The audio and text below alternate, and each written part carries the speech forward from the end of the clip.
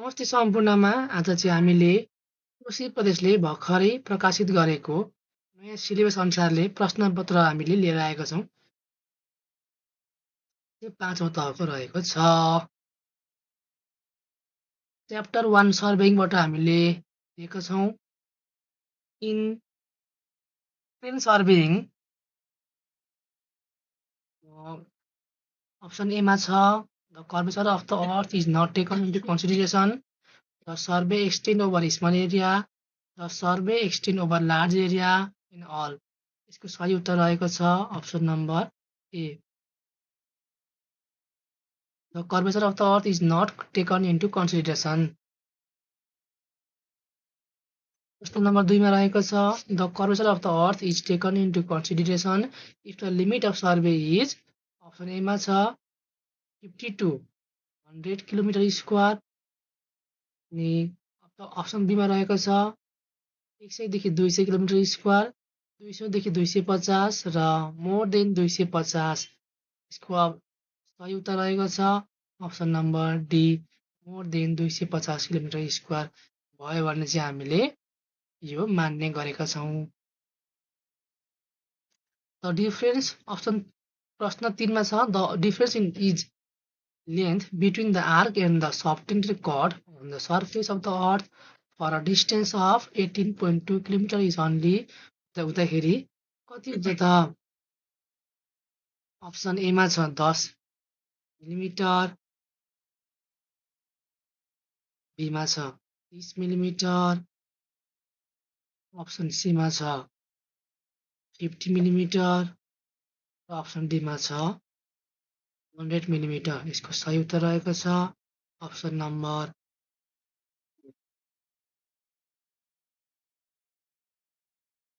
The difference between the sum of the angle of a spherical triangle on the earth's surface and the angle of the corresponding plane triangle for every 195.5 km square of area is only।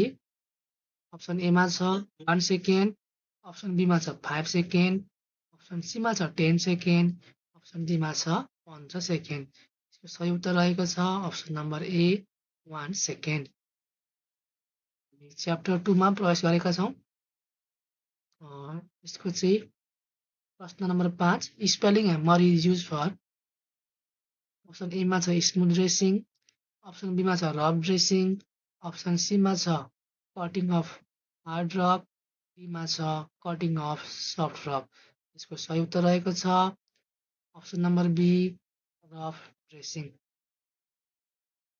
फेरि प्रश्न same छ तर हाम्रो option चाहिँ different रहेको छ प्रश्न number 6 मा। Spalling hammer is use for.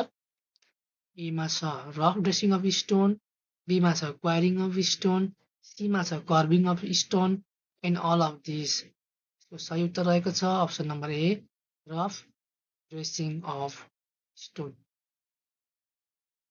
7औं प्रश्न छ the building stone can be dressed very easily। Option A मा छ just after quarrying, after seasoning, after some month of quarrying, option D मा छ एनी टाइम। सही उत्तर रहेको छ option number A just after quarrying. प्रश्न नम्बर 8 मा छ cross cut saw is use for. Option A मा छ स्मुथ ड्रेसिङ, बी मा छ रफ ड्रेसिङ, सी मा छ cutting of hard rock, D मा छ कटिङ अफ सफ्ट रक। यसको सही उत्तर रहेको छ cutting of hard rock, option number C. Hard रकलाई काट्नको लागि चाहिँ हामीले क्रस कट्सको युज गर्छौँ। र च्याप्टर 3 मा हामी प्रवेश गरेका छौँ। यहाँबाट चाहिँ जम्मा 2टा मात्रै प्रश्न सोध्ने गरेको छ सिलेबस अनुसार। प्रश्न नम्बर 9 मा छ modulus of rigidity may be defined as the ratio of. Option A मा छ linear stress to the linear lateral strain, lateral strain to the linear strain, C मा छ linear stress to linear strain, D मा छ shear stress to shear strain। यसको सही उत्तर रहेको छ option number D shear stress to shear strain।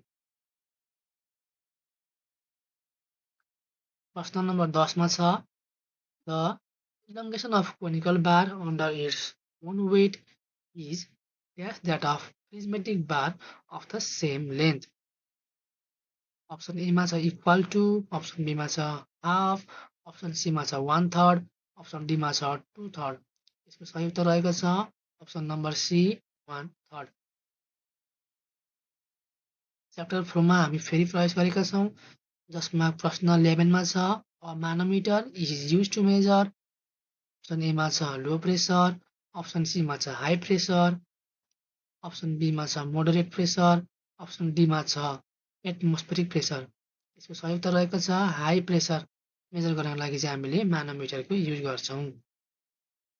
Capillary is due to option A मा छ कोइजन, बी मा छ एडिसन, सी मा छ सर्फेस टेन्सन, डी मा छ अल अफ द एबभ. यसको सही उत्तर रहेको छ option number D all of the above. प्रश्न 13 मा छ a differential manometer is used to measure atmospheric pressure, B मा छ pressure in pipes and channels, C मा छ pressure in venturimeter, difference of pressure between two points in pipe. सही उत्तर रहेको छ option number D difference of pressure between two point in pipe. दुईटा भिन्न भिन्न पाइपको प्रेसरलाई चाहिँ हामीले नाप्नु पर्यो भने हामीले चाहिँ डिफरेन्सियल म्यानोमिटरको युज गर्नेछौँ.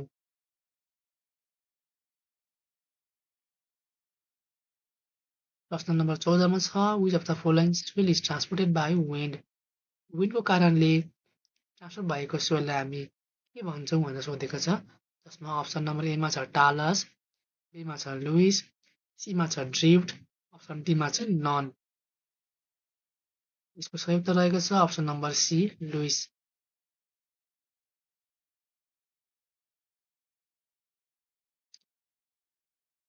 विन्डले ट्रान्सफर गरेको सोइललाई चाहिँ हामी ड्युन पनि भन्ने गर्छौँ, एओलिन पनि भनेर भन्छौँ. ड्रिफ्ट भनेको चाहिँ ग्लासियरले ट्रान्सफर गरेको सोइल भयो, टालस भनेको चाहिँ ग्राभिटीले ट्रान्सफर गरेको सोइल भयो. प्रश्न नम्बर 15 मा छ soil are derive from igneous rock, sedimentary rock, metamorphic rock and any one of these. Soil चाहिँ कसरी बन्छ भन्दाखेरि सोइल चाहिँ इग्नियस रकबाट पनि बन्छ, सेडिमेन्टरी रकबाट पनि, मेटामर्फिक रकबाट पनि. वेदरिङ भएको कारणले केही समयपछि वेदरिङ एक्सनको कारणले चाहिँ सोइलमा कन्भर्ट हुन्छ. त्यही भएर सही उत्तर रहेको छ अप्सन डीमा any of these. Chemical weathering of soil is called due to option A मा छ अक्सिडेसन, बी मा छ हाइड्रेसन, सी मा छ कार्बोनेसन एन्ड लिचिङ, एन्ड डी मा छ अल अफ दिस. यसको सही उत्तर रहेको छ अल अफ दिस.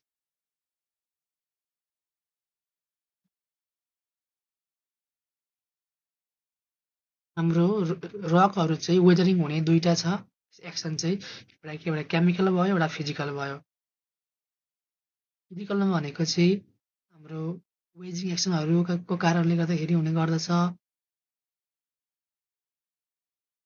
प्रश्न नम्बर 17 मा छ the soil transported by glacier either by ice or water is called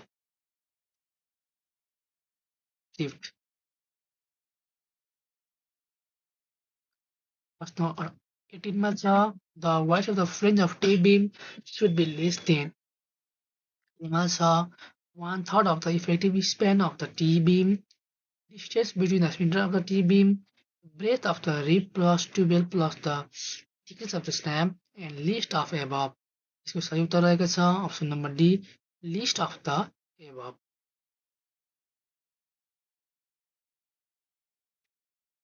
प्रश्न नम्बर 19 मा छ the ultimate strength of the balanced reinforce concrete beam is proportional to. Option A मा छ crushing strength of the concrete, B मा छ tensile strength of concrete, C मा छ tensile strength of steel, अनि डी मा छ crushing strength of concrete or tensile strength of steel. यसको सही उत्तर रहेको छ crushing strength of concrete option number D. The approximate allowable stress in bending compression in RCC is option A मा छ 0.25 FCK, बी मा छ 0.33 FCK, सी मा छ 0.44 FCK र नन. यहाँ हामीले नोटमा पनि राखेका छौँ, यो पनि हेर्न सक्छ तपाईँले. यसको सही उत्तर रहेको छ अप्सन नम्बर बी 0.33 FCK. प्रश्न नम्बर 21 मा छ the failure of foundation of building is due to option number A मा छ withdrawal of subsoil moisture unequal settlement of soil option C मा छ lateral escape of supporting materials option D मा छ all of the above यसको सही उत्तर रहेको छ option number D all of the above प्रश्न नम्बर 22 मा छ the ability of subsoil to support the load of the structure without yielding is known as option number A मा छ bearing of the soil, option number B मा छ bearing of power of soil, option C मा छ bearing capacity of soil and D मा छ any one of these. यसको सही उत्तर रहेको छ option number D any one of these. The minimum load which will cause failure of a foundation is called option A मा छ ultimate tensile strength, nominal strength, ultimate bearing power, ultimate compressive strength. यसको सही उत्तर रहेको छ option number D ultimate compressive strength.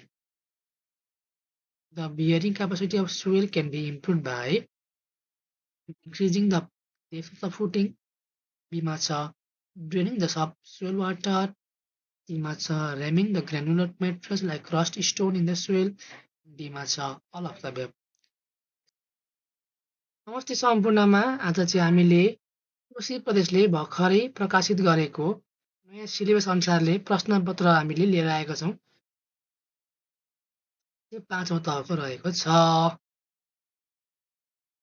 Chapter 1 सर्वेइङबाट हामीले लिएका छौँ in सर्वेइङ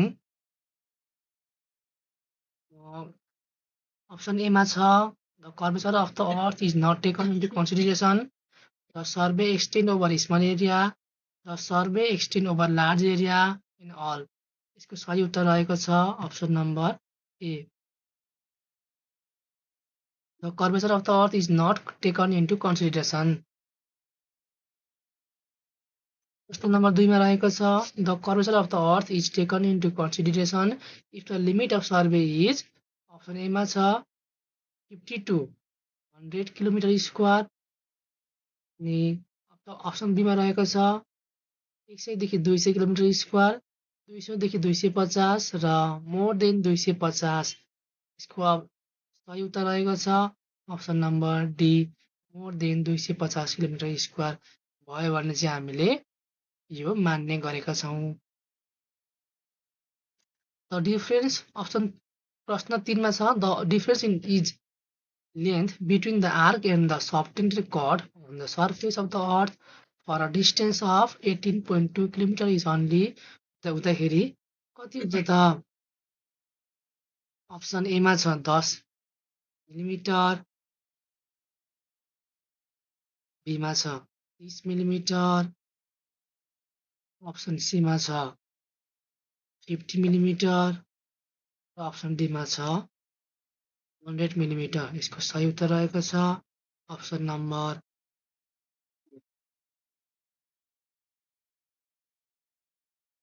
the difference between the sum of the angle of a spherical triangle on the earth surface and the angle of the corresponding plane triangle for every 195.5 km square of area is only option A मा छ 1 second, option B मा छ 5 second, option C मा छ 10 second, option D मा छ 15 second। यसको सही उत्तर रहेको छ option number A 1 second। Chapter 2 मा प्रवेश गरेका छौँ। यसको चाहिँ प्रश्न number 5 spalling hammer is use for option A मा छ स्मुथ ड्रेसिङ, अप्सन बी मा छ रफ ड्रेसिङ, अप्सन सी मा छ cutting of hard rock, D मा छ कटिङ अफ सफ्ट रक। यसको सही उत्तर रहेको छ option number B rough dressing. फेरि प्रश्न सेम छ तर हाम्रो अप्सन चाहिँ डिफ्रेन्ट भएको छ प्रश्न नम्बर 6 मा।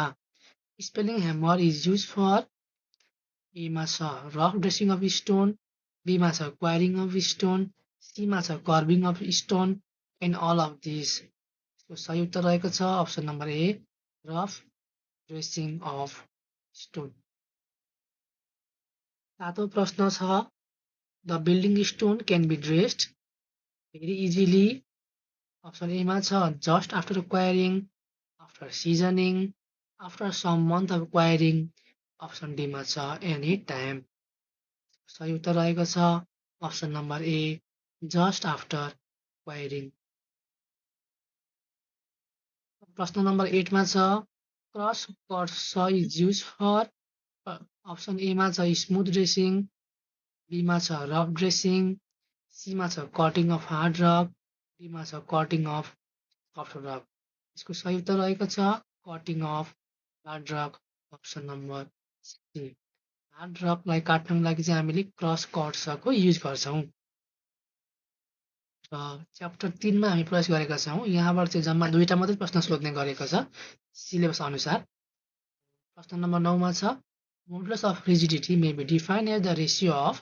अप्सन ए मा छ linear stress to the linear lateral strain, lateral strain to the linear strain, C मा छ linear stress to linear strain, D मा छ shear stress to shear strain. यसको सही उत्तर रहेको छ option number D shear stress to shear strain.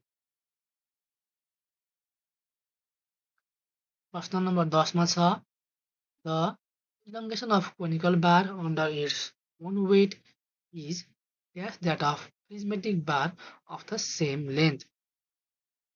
Option A मा छ इक्वल टु, अप्सन बी मा छ हाफ, अप्सन सी मा छ 1/3, अप्सन डी मा छ 2/3। यसको सही उत्तर रहेको छ अप्सन नम्बर सी 1/3। च्याप्टर 4 मा हामी फेरि प्रवेश गरेका छौँ जसमा प्रश्न 11 मा छ a manometer is used to major.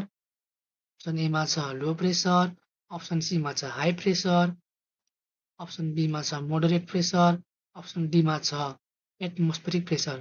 यसको सही उत्तर रहेको छ हाई प्रेसर मेजर गर्नको लागि चाहिँ हामीले मानोमिटरको युज गर्छौँ। Capillary is due to. Option A मा छ कोइजन, बी मा छ एडिसन, सी मा छ सर्फेस टेन्सन, डी मा छ अल अफ द एबभ। यसको सही उत्तर रहेको छ option number D all of the above. प्रश्न 13 मा छ a differential manometer is used to measure atmospheric pressure, B मा छ pressure in pipes and channels, C मा छ pressure in venturimeter, difference of pressure between two points in pipe. सही उत्तर रहेको छ option number D difference of pressure between two point in pipe. दुईटा भिन्न भिन्न पाइपको प्रेसरलाई चाहिँ हामीले नाप्नु पर्यो भने हामीले चाहिँ डिफरेन्सियल मानोमिटरको युज गर्नेछौँ।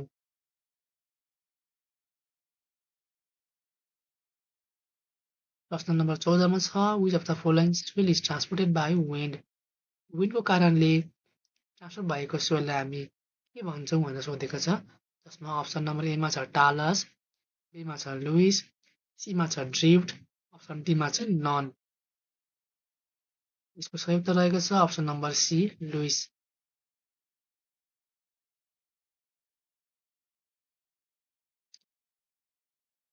विन्डले ट्रान्सफर गरेको सोइललाई चाहिँ हामी ड्युन पनि भन्ने गर्छौँ, एओलिन पनि भनेर भन्छौँ।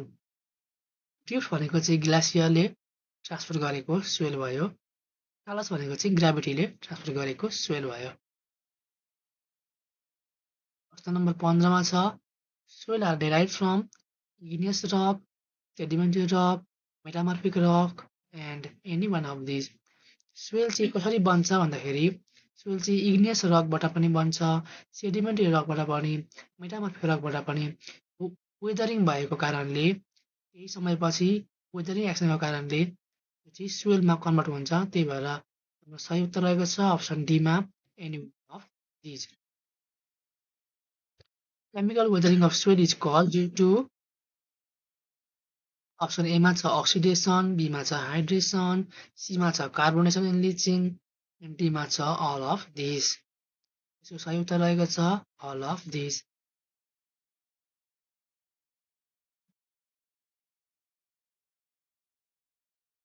हाम्रो रकहरू चाहिँ वेदरिङ हुने दुईटा छ एक्सन चाहिँ, एउटा केमिकल भयो एउटा फिजिकल भयो। फिजिकलमा भनेको चाहिँ हाम्रो वेजिङ एक्सनहरूको कारणले गर्दाखेरि हुने गर्दछ। क्वेसन नम्बर 17 मा छ the soil transported by glacier either by ice or water is called drift.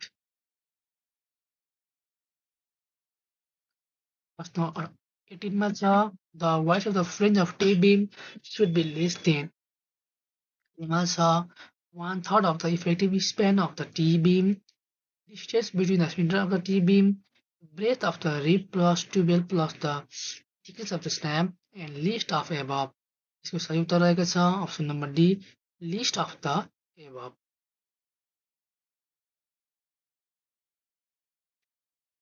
प्रश्न नम्बर 19 मा छ the ultimate strength of the balanced reinforced concrete beam is proportional to option A मा छ crushing strength of the concrete, B मा छ tensile strength of concrete, C मा छ tensile strength of steel, अनि डी मा छ crushing strength of concrete or tensile strength of steel. यसको सही उत्तर रहेको छ crushing strength of concrete, option number D.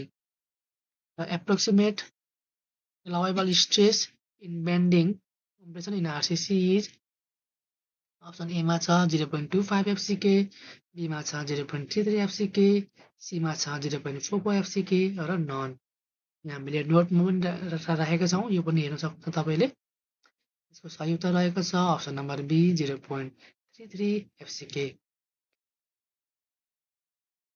प्रश्न नम्बर 21 मा छ the failure of foundation of building is due to option number A मा छ withdrawal of subsoil moisture, unequal settlement of soil, option C मा छ lateral escape of supporting materials, option D मा छ all of the above। यसको सही उत्तर रहेको छ option number D, all of the above। प्रश्न नम्बर 22 मा छ the ability of subsoil support the load of the structure without yielding is known as number A मा छ bearing of the soil, option number B मा छ bearing of power of soil, option C मा छ bearing capacity of soil, and D मा छ any one of these। यसको सही उत्तर रहेको छ option number D, any one of these।